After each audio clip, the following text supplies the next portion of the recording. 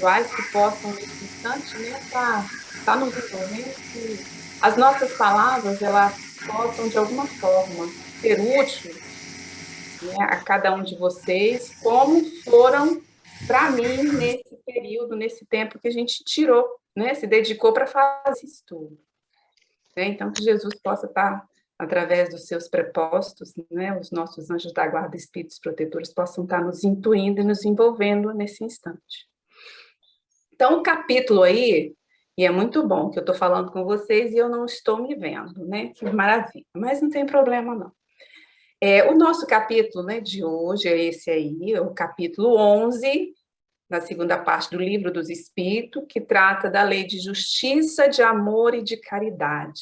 Né? O doutor falou bem assim, que eu sou uma advogada falando de justiça, e o senhor, eu só me dei conta disso agora que o senhor me falou isso, que eu não tinha me dado conta de que eu sou uma advogada tratando de uma lei, né, da lei de justiça. Mas, então, isso significa que a responsabilidade é maior. O tema, gente, né, o capítulo, ele tem aí esses subtítulos, né, que é a justiça e direitos naturais, direito de propriedade, o roubo, caridade e amor ao próximo, e amor materno e filial. Tá? Eu não estarei tratando de todos os temas, gente, é impossível a gente passar, né, pelos temas assim. E o que eu vou estar mais dando foco, né, que será o objeto aqui da nossa reflexão da noite, é o primeiro, justiça e direitos naturais, e aí depois eu vou lá na caridade e amor ao próximo. Né? E em caridade e amor ao próximo, mas com enfoque ao amor. Tá? Então, vamos seguindo. Deixa eu tirar isso. Ó. Então, vamos lá, né? O tema.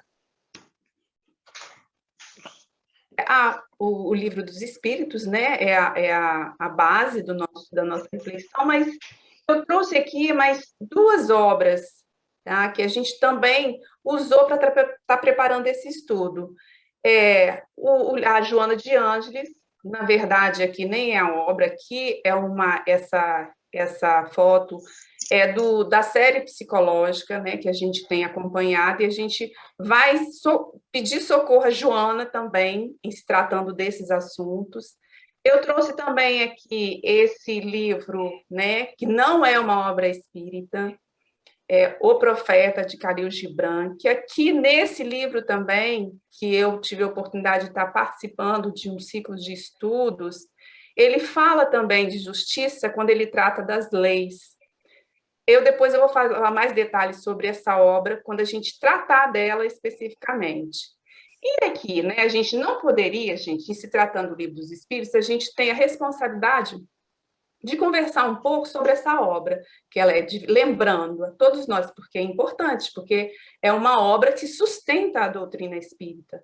Então, lembrando que ela é dividida em três partes. A primeira parte, ela trata das causas primárias. A segunda parte, do mundo espírita e mundo dos espíritos. E a última parte, né, que é a parte terceira, ela trata das leis morais, que é o que a gente vai estar tratando aqui. Eu só vou precisar de ajuda de vocês, gente, para controlar o meu tempo, quando estiver faltando uns 20 minutos, porque eu não estou vendo nada, e nem tem um relógio aqui na minha frente para me ajudar. Tá bom? O Mário está longe aqui, não está podendo nem me ajudar. Então, vocês me dão um help aí quando estiver faltando uns 20 minutos, tá? Para terminar. Vamos seguir. A gente vai começar provocando uma tempestade mental. E qual o objetivo dessa tempestade mental? Para a gente conversar e pensar sobre o quê? Depois vocês podem colocar aí no chat, como vocês acharem melhor, o que vocês acharam, né? Algumas anotações que vocês consideram importantes para a gente até conversar depois no final. E o objetivo dessa tempestade mental é responder justamente essa pergunta: o que é justiça? Né? E eu acho que a gente está vivendo um momento em que a gente tem que estar conversando sobre isso assim diariamente, né? Porque se tratando de justiça e injustiça, o momento atual que nós estamos vivendo, aliás, isso sempre. Então, o que é justiça? Eu não vou dar resposta para ninguém, né? Porque eu fico me questionando o tempo todo sobre isso. E aí, Eu até tentei elaborar umas perguntas, mas até isso é difícil, né? O que precisamos, será que nós precisamos refletir sobre, né, justiça? É importante? A gente está parando, aqui a gente está conversando nesse momento de palestra, de estudo, de reflexão. Mas na minha vida diária, eu preciso pensar um pouco mais sobre isso, né? E por quê? E para quê que eu tenho que pensar mais sobre a questão da justiça, ser justo? E vale a pena ser justo? Perdão que eu esqueci de apagar ali. Então, vale a pena ser justo? Vale a pena? Será se a gente faz essa pergunta, de vez em quando nós estamos fazendo esse questionamento a nós mesmos, diante de tantos acontecimentos, né? E eu fui lá na internet, gente, aí eu não podia, né? Advogada, aqui, tá, doutora? Aí lembrei da deusa da justiça, que é Temis, né? A deusa da justiça. E é um símbolo, é um mito, né? É um símbolo, né? E ela traz a balança. E olha, só da gente ver o rigor, né? Como nós temos que refletir sobre a questão da justiça, porque a balança, se a gente for visualizar esse símbolo da balança, ela está aqui. Se ela descer um pouquinho, cadê a justiça? Né? A justiça, ela acaba sendo questionado. Então, o símbolo da balança ele é muito significativo para a justiça, né, o símbolo da justiça, e para as nossas ações. Aí a gente tem uma ideia o quanto isso, né, ser justo é algo que tem que ser olhado com muito carinho. Bem, aí vamos prosseguindo, né, gente? Esse aqui, vocês estão vendo aí, Platão, é uma foto, né, que eu tirei da internet do livro A República de Platão. Por que eu trouxe isso aqui? Gente, porque quando a gente vai lá no livro Evangelho segundo o Espiritismo, nós temos lá na introdução esse tópico aí, Sócrates e Platão, precursores da ideia cristã e do Espiritismo. Mas, no entanto, eu acho que talvez, né, não sei se eu estou errada, mas talvez a gente não dê tanta importância e conheça mais, um pouco mais profundidade, converse mais sobre esses dois filósofos. Sócrates, né? Sócrates não deixou nada escrito. Platão, que traz os registros de diálogo de Sócrates com os seus discípulos, né? E ele registra nesse livro, A República, e aí, só para dados aí, há quantos anos isso? 469 a 399 foi o período que ele viveu, né? Um filósofo ateniense, o período clássico da Grécia, casado com Xenofonte. Tem uma história muito interessante, mas eu não vou falar não. Um dia que eu falar de casamento, eu vou falar da relação de uma história interessante que eu ouvi sobre casamento da esposa de Sócrates. Então, olha só, ele é muito importante para o pensamento histórico, filosófico da humanidade, a formação do pensamento, né? E em se tratando de justiça, ele tem a sua definição, né, para ele, Sócrates, né, que traz ali no livro A República de Platão.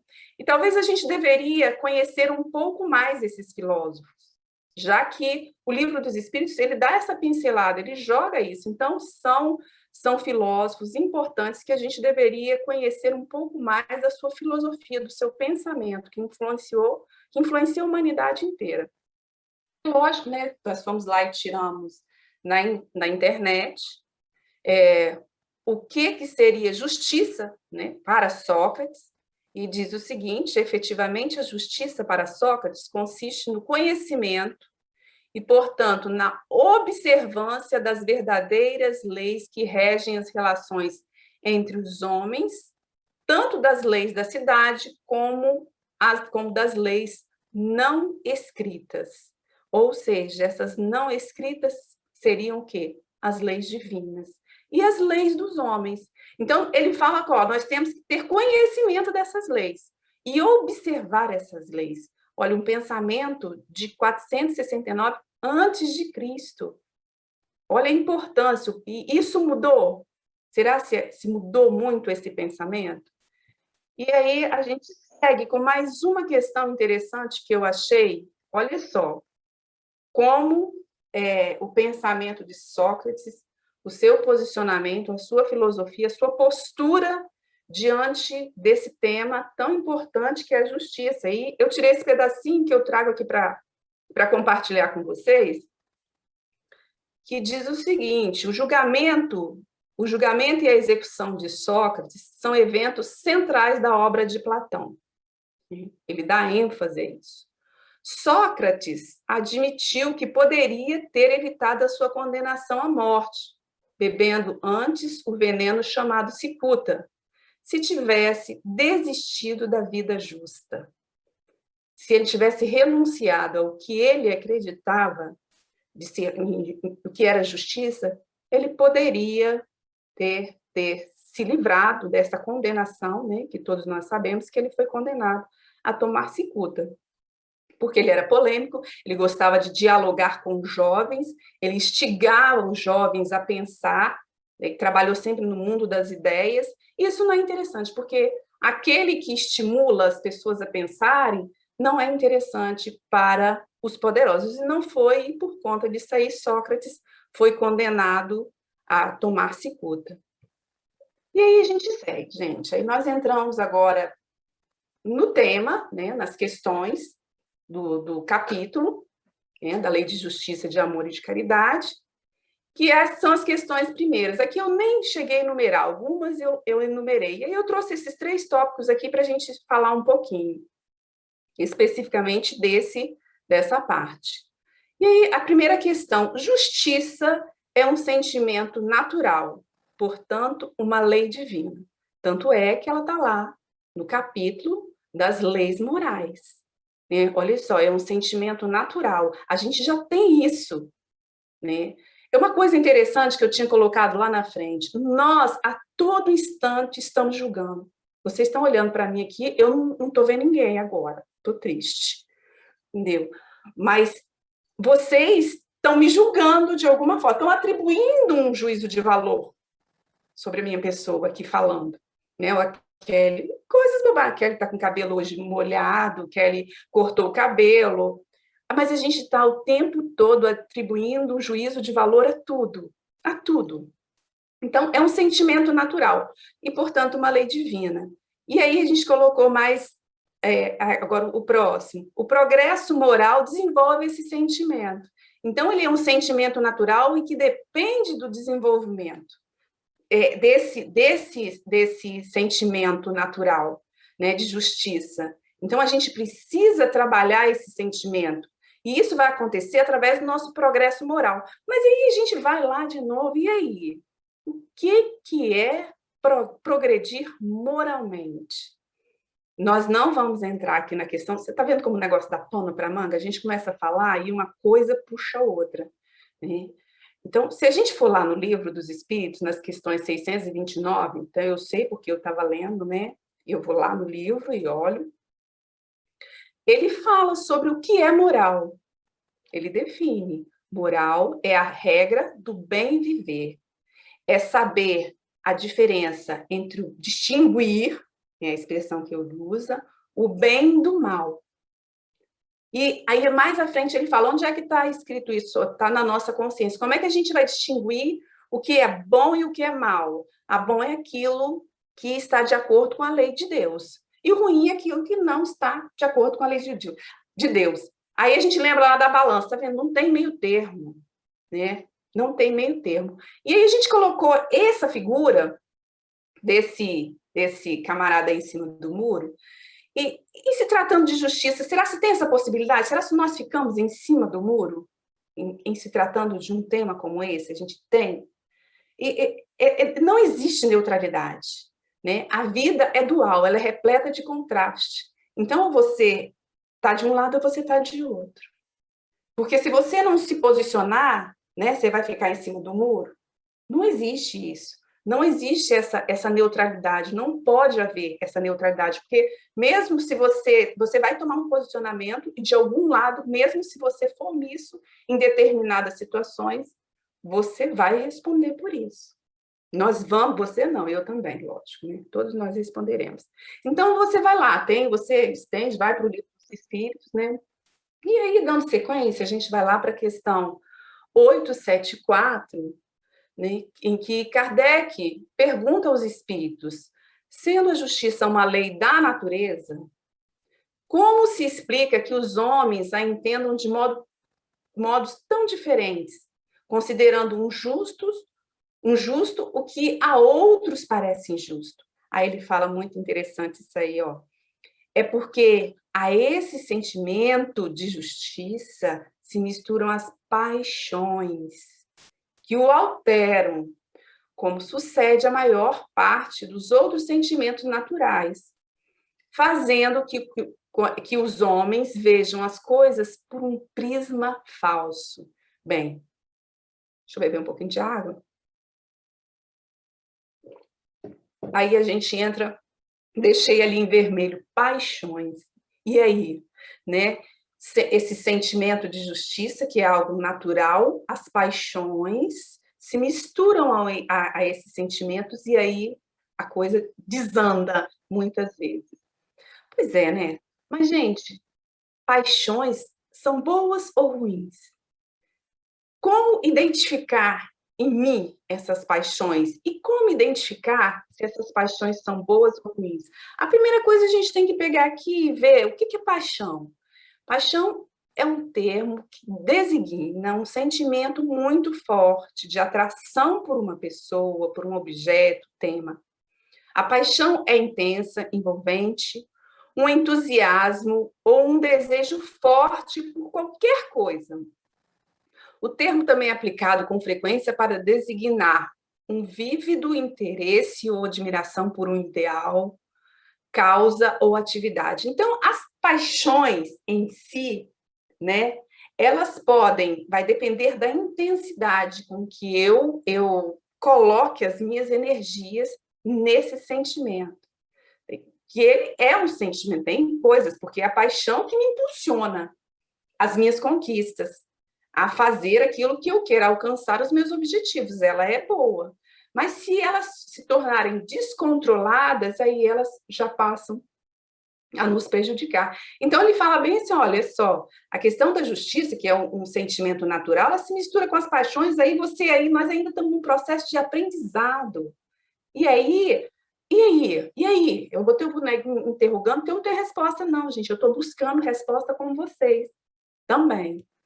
E aí a gente, lógico, né? E aí como é que a gente trabalha com essas questões dos sentimentos, das paixões, para que a gente realmente consiga atingir essa máxima justiça, ou pelo menos a gente vá cada dia mais colocando uma pedrinha nesse princípio, né, natural, esse sentimento natural, para que ele vá se ampliando e para que eu me torne cada dia mais justa nas minhas ações, né? E vá galgando essa escada evolutiva, porque isso é necessário, e a gente precisa pensar nisso. E aí a gente traz a questão 919, né, gente? Que, ó, o que a gente tem? E para as paixões também se aplica isso, né? Para a gente alcançar esses objetivos. Conhece a ti mesmo, que é a lei que está lá no Livro dos Espíritos, né, da perfeição moral, a 919, aquela pergunta clássica: qual o meio prático mais eficaz que tem o homem de se melhorar nesta vida e de resistir à atração do mal, às paixões exacerbadas? Um sábio da antiguidade falou disso: conhece a ti mesmo. E conhecerás o universo e aos deuses. Está lá escrito no oráculo de Delfos. E aí Kardec, ele fala bem assim, acho interessante a sequência de perguntas na 919A. Conhecemos toda a sabedoria dessa máxima, lá do oráculo de Delfos, que é Santo Agostinho que traz isso aqui para a gente, mas ele, um sábio, né? Ele sabe, nós sabemos dessa máxima. Porém, a dificuldade está precisamente em cada um conhecer a si mesmo. Olha, esse é o desafio. Como é que a gente conhece a nós mesmos? Porque às vezes eu tenho paixões que nem eu sei. Tá lá escondidinho, guardadinho, bonitinho, né? Eu tô lá, não tenho coragem nem de encarar. E qual mente conseguiu? Bem, eu não, porque Kardec vai dar na sequência, mas depois vocês vão lá no Livro dos Espíritos e dá uma olhada lá para ver qual é a resposta, para dar uma diretriz à vida de vocês, que eu também estou procurando para dar a minha. Então, vamos seguindo, né? E aí, nós, lógico, gente, eu, né, sou fã, salve, salve, maravilhosa Joana de Ângeles, que a gente não poderia aqui deixar de trazer. E se a gente está com essa proposta de conhecer um pouco de nós mesmos, conhecer as nossas paixões, para que a gente consiga cada vez mais desenvolver esse sentimento de justiça, quem pode nos ajudar? E tem nos ajudado muito. Nós temos aqui o nosso estudo de quarta-feira, vamos fazer uma propaganda de Joana de Ângeles, maravilhoso. E aqui eu vou fazer propaganda de um estudo um ciclo de estudo que eu faço pelo YouTube com a Joana de Ângeles, e ela nos dá esse apoio, essa possibilidade de conhecer a nós mesmos. Porque ela inicia seus estudos falando, olha só, nós temos uma alma, nós sabemos disso. E essa alma tem uma estrutura. Eu preciso conhecer a estrutura da minha alma. Eu preciso conhecer, né, para saber essas paixões que se misturam aos meus sentimentos. O que fazer? Aí eu coloquei, ó, socorro, Joana, nos socorra. E por quê? Porque a Joana, ela fala da estrutura da alma, a estrutura da psique que ela fala. Nós temos uma alma e essa alma tem estruturas. E para a gente conhecer a nós mesmos, a gente precisa conhecer um pouquinho dessa estrutura. Ela fala a gente sabe que tem o consciente, o inconsciente, então tem paixões nossas que estão lá no inconsciente, nem eu sei, nem eu me dou conta de que eu tenho esse sentimento. E aí a gente usa máscaras sociais. Às vezes nos arrogamos justos, né, de querer aplicar a justiça, de querer falar. Nós vivemos um momento que está cheio de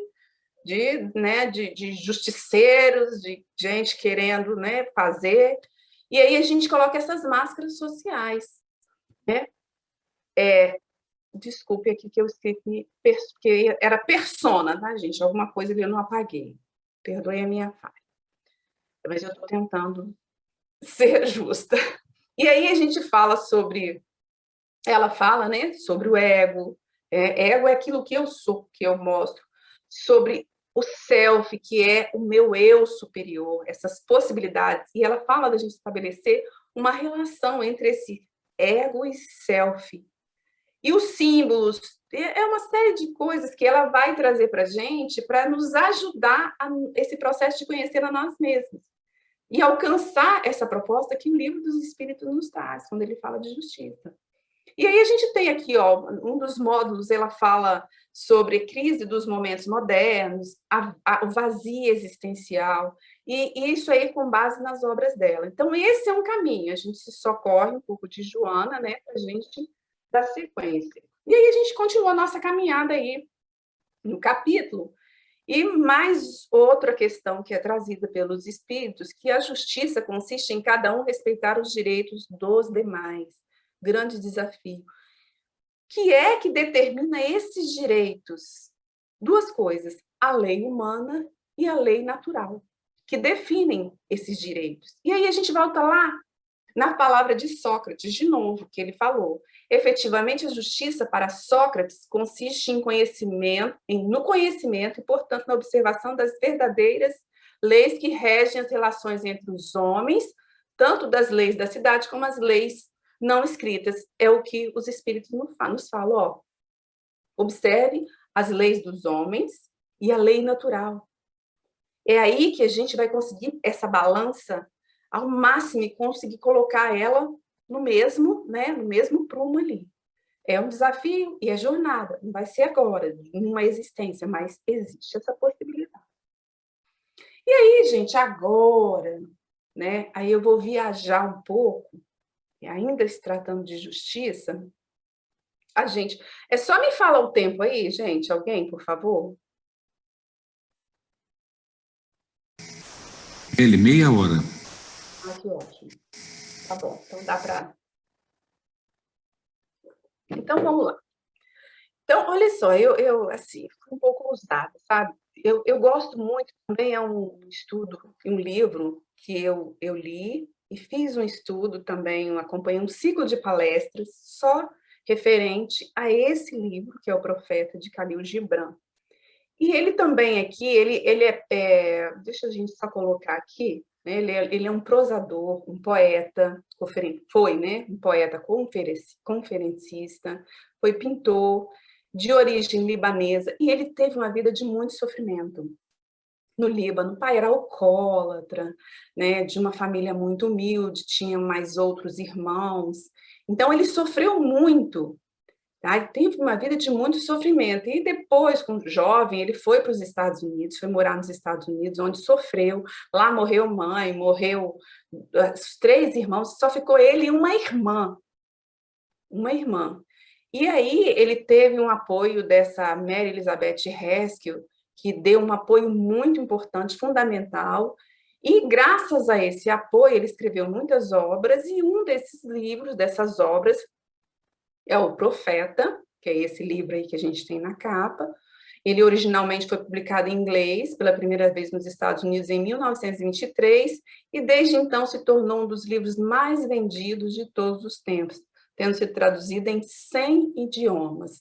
Esse livro, ele conta a história de Al-Mustafá, é um mito. Al-Mustafá é um escolhido, é um sábio, que decide ir para uma ilha chamada Orfalese e levar todo o conhecimento para essas pessoas que moravam nessa ilha. Só que chegando lá, as pessoas não valorizam, né? Como a gente, é uma coisa natural, ele tinha uma bagagem muito grande, ele fica lá durante 12 anos, e aí ele desiste, resolve voltar para a sua terra natal. Só que quando ele resolve voltar para a sua terra natal, o que acontece? As pessoas da cidade se reúnem e falam assim, gente, Al-Mustafá vai embora, o cara tem uma bagagem fenomenal, a gente não pode perder. Se reúnem em volta dele e começam a fazer perguntas, e perguntas de coisas do cotidiano, sobre as casas, a alimentação, sobre a justiça, sobre o amor, sobre Deus. E ele vai falando isso, Khalil Gibran, né, o autor, através dessa narrativa, dessa prosa poética, ele vai falando, ele vai contando essa história, e é assim, cada um desses capítulos, eles são curtinhos, tá, gente? É uma folha, e nós seremos presenteados com um deles aqui, a Elisa vai ler um desses capítulos, mas segredo, depois eu conto aí para vocês, né? Aguarda aí, que ela fez aniversário, boba, mas ela que vai dar presente para a gente. Então, o que acontece? Ele vem trazendo esses temas, né? E um dos temas, dois capítulos, que eu trouxe aqui, só um pedacinho, para a gente ler, pequenininho, e fazer uma reflexão, e tá fazendo uma conexão, dialogando. O profeta era reencarnacionista, tá, gente? Ele acreditava em vidas passadas. Era reencarnacionista. Eu acho que talvez Kardec, ou ele leu Kardec, ou então, enfim. Mas a gente vai trazer um pedacinho do capítulo seguinte aqui, ó, que ele trata das leis. Porque para a gente falar de justiça, a gente, né, fala de leis. E ele fala o seguinte: então um homem de leis disse, porque era sempre assim, ele sempre estabelecia uma pessoa que perguntava e ele respondia. Então um homem de leis, um advogado, disse, e as nossas leis, mestre? E ele respondeu, deleitai-vos a fazer as leis, no entanto, mais vos deleitais em desrespeitar. Como crianças brincando junto ao oceano, a construir castelos de areia com persistência para logo destruírem alegremente. Mas enquanto construís o vosso castelo de areia, o oceano traz mais areia para a costa. E quando vós vos destruís, o oceano ri-se convosco. Na verdade, o oceano ri-se sempre com os inocentes. E olha só, gente, deleitáveis em fazer leis. Isso é ele está tratando da lei dos homens. Nós estamos constantemente mudando as nossas leis. E tem uma questão interessante, quanto mais leis um povo precisa, mais ignorante ele é. E, gente, ó, nós somos advogados, né? E não precisa ser advogado para saber disso. É um catatal de lei. Nós precisamos e vai criando, e o trem, o decreto, e o troço não dá conta. E a gente cria e não cumpre. Então, é algo assim, é muito sério. Quer dizer, faz parte da nossa condição. Então, é interessante essa reflexão, sabe? Através da poesia, da prosa poética dessa obra, a gente refletir um pouco sobre isso. E aí, quando você fala em leis, em descumprimento de leis, em se tratando das leis dos homens, né, existe o crime e o castigo. E ele trata um capítulo pequenininho também sobre o crime e o castigo. E eu trouxe ele porque tem uma consideração que eu acho muito importante. Aí quem pergunta é um juiz, né? E a pergunta ele responde, né? Já. Então o juiz da cidade avançou e disse: fala-nos do crime e do castigo. E ele respondeu dizendo: é quando o vosso espírito vagueia pelo vento que vós, solitários e indefesos, fazeis mal aos outros e também a vós mesmos. É profundo, né? Mas merece. Mas vamos passar, que eu gosto dessa segunda parte aqui que eu trouxe. E notai que, embora a palavra os pese no coração, o assassinado não está isento de responsabilidade pelo seu próprio assassino. E o roubado não está isento de culpas por ter sido. O justo não está inocente dos feitos do malvado. E o que tem as mãos limpas não está limpo dos actos original, do culpado. Sim, o culpado é, por vezes, vítima do ofendido. Gente, ele inverte, porque o pensamento da maioria de nós vai para um lado e ele vai para o outro. Eu, particularmente, eu concordo com esse pensamento dele. Todos nós temos responsabilidades. Eu sou a vítima hoje e dentro de uma visão reencarnacionista, nós sabemos, sim. Hoje eu sou vítima, mas tenho responsabilidade por todos os fatos que acontecem na humanidade. Tudo. Nós estamos passando por um processo pandêmico, já fui eu que criei o vírus, mas eu tenho responsabilidade. Isso é algo que a gente tem que pensar com profundidade, porque eu entendo que o Espiritismo nos mostra isso que ele traz. Que ele, de uma forma, é pesado, é cruel, porque para a gente aceitar isso, o nosso orgulho não deixa, mas eu entendo como uma verdade. Agora, se vocês não concordarem, não tem problema, não. Vocês podem ir lá depois, ir lá reclamar com ele, mas vai ter que ser uma reunião mediúnica, porque ele já morreu mesmo, né? Então, vamos seguir. E aí a gente faz nessa da Lei de Justiça, Amor e Caridade. O objetivo é a gente estar refletindo aqui, estabelecendo essa ponte, né, sobre esse tema, sobre esse posicionamento de Khalil Gibran e essa relação que pode estar, né, na minha ótica, tá, gente, isso é um pensamento meu, relacionado com o que o Livro dos Espíritos traz. E aí a gente volta, né, mais uma vez, aqui nas questões propriamente ditas. E aí a questão 876, né, ainda tratando da justiça, posto de parte o direito que a lei humana consagra, qual a base da justiça segundo a lei natural? Aí, nosso Cristo, ele diz: queira cada um para os outros o que quereria para si mesmo, faça ao outro o que você quer para você. Gente, é a máxima. Na incerteza de como proceder com os seus semelhantes, em dada circunstância, trate o homem de saber como quereria que com ele procedessem, em circunstância idêntica. E é mais seguro do que a própria consciência, não lhe podia Deus haver dado. Então, gente, é a máxima. O que eu quero para mim, independente. Porque hoje eu olho uma pessoa que cometeu um crime, mas a coisa pode inverter, ou pode ser um filho meu. Então, eu quero para o outro aquilo que eu quero para mim. Aquilo que eu quero para mim é a máxima. Bem, e ainda, né, se tratando da lei de justiça, de amor e de caridade, né, ainda centrada no foco aí de justiça. Deixa eu beber um pouquinho de água, porque a garganta está seca. 20 minutos. Como é que é? 20 minutos. Ah, tá ótimo. Obrigada. Nós já estamos chegando aqui ao ponto crucial. Qual seria o caráter do homem que praticasse a justiça em toda a sua pureza? O do verdadeiro justo. O do verdadeiro justo, a exemplo de Jesus, porquanto praticaria também o amor ao próximo e a caridade, sem os quais não há verdadeira justiça, amor ao próximo e a caridade. Aí eu tenho certeza que a gente pensa assim, meu Deus, mas Jesus, gente, olha só, Jesus está tão distante, meu Deus. Mas, gente, esse é o nosso objetivo, porque Jesus foi um espírito que evoluiu, chegou ao patamar que ele chegou, e todos nós vamos chegar. E outra coisa, tá? Eu sinto muito, mas estamos agora a passos largos, porque todo esse momento que nós estamos passando é o quê? Está mais do que claro que nós estamos caminhando para a regeneração, mas ela vai ser de hoje para amanhã? Não.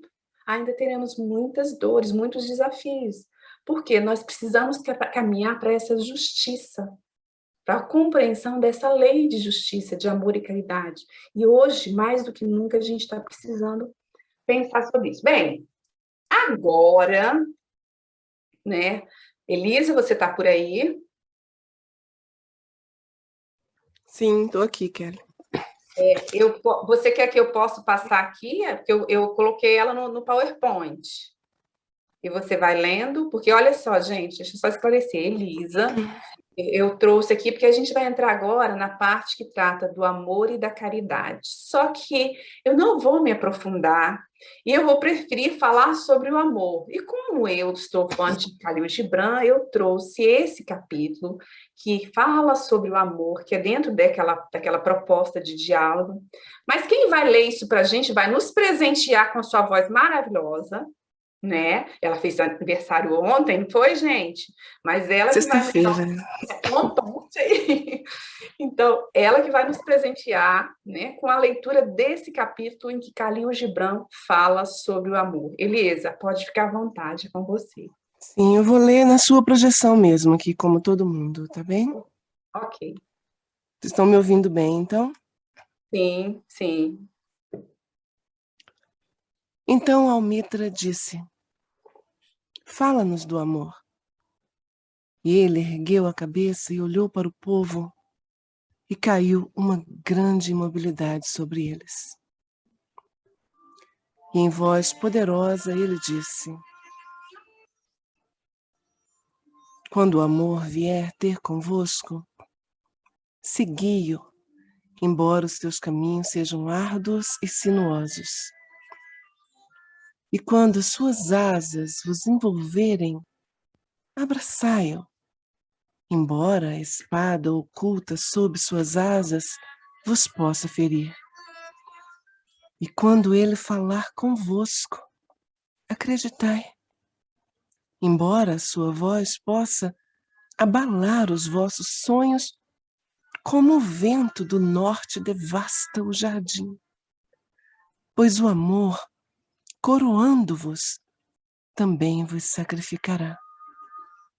Assim como é para o vosso crescimento, também é para a vossa decadência. Mesmo que ele suba até vós e acaricie os mais ternos ramos que tremem ao sol,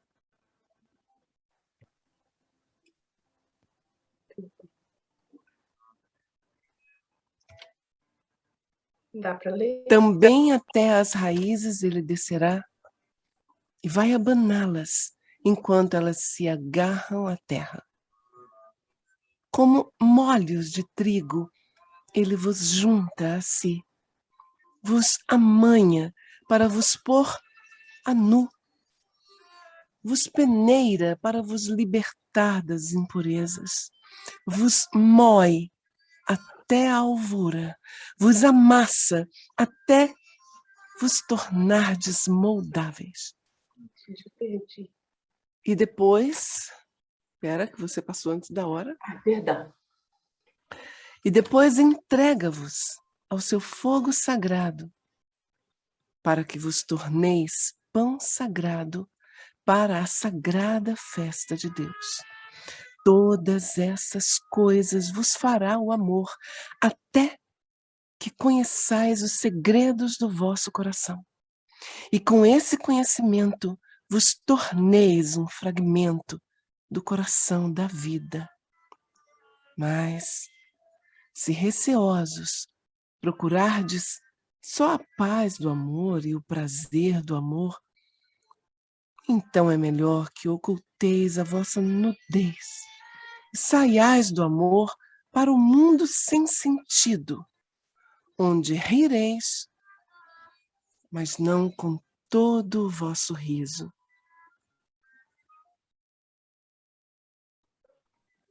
Kelly? Pronto. Oi? Não. Ai, foi não. Peraí que eu vou achar aqui. Desculpa.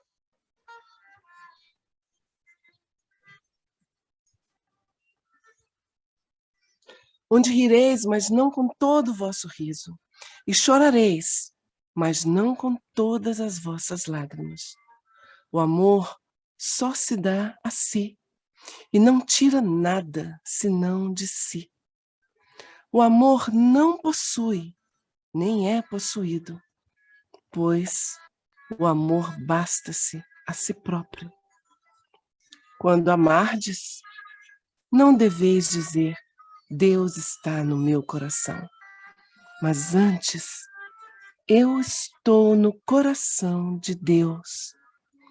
E não penseis que podeis alterar o rumo do amor, pois o amor, se vos achar dignos, dirigirá o seu curso.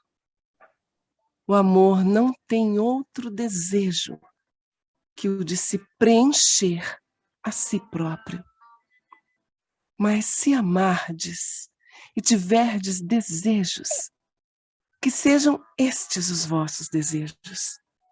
Fundir-se e ser como um regato que corre e canta sua melodia para a noite, para conhecer a dor de tanta ternura, ser ferido pela vossa própria compreensão do amor e sangrar com vontade e alegremente, despertar de madrugada com o coração alado e dar graças por mais um dia de amor.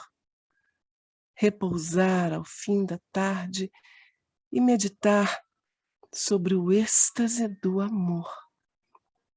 Regressar a casa à noite com gratidão e depois adormecer com uma prece para os amados do vosso coração e um cântico de louvor nos vossos lábios.